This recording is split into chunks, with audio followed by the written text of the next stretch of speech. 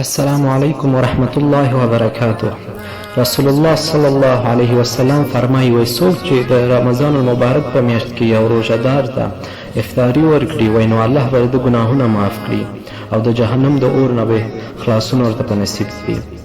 نو صحابه کرامو عرض وکړ نو ورته وویل چې یا رسول الله د دې طاقت خو هر څوک نه لري چې روژهدار ته افطار ورکړي. نو رسول الله صلی الله علیه وسلم وفرمایل چې پوره خوراک یعنې مړول مراد نه دي، که صرف یوه کجوره یا یو ګوټ اوبه هم وي وایي الله به د ده بدله او ثواب ورته ورکړي.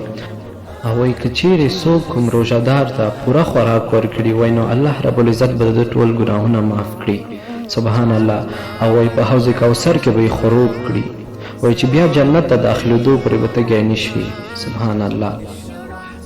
ای مؤمنه آیا ته نه غواړې چې ستا ټول ګناهونه معاف کړل شي، په حوض کوثر کې خړوب کړل شي، د هغه افطاري په اندازه درته ثواب درکول شي؟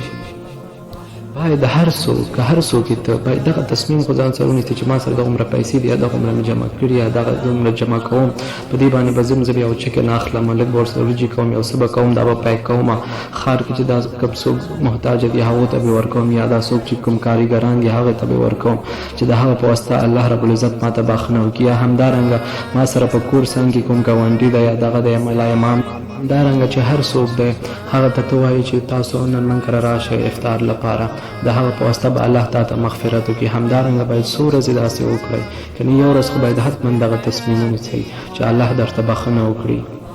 عبدالله بن عباس رضی الله تعالی عنه فرمایي وایي په عامو حالاتو کې د پیغمبر صلی الله علیه وسلم لاس به ډېر پراخه، وایي د روژې مبارک په میاشت کې د هغه د سخاوت ساری نه و.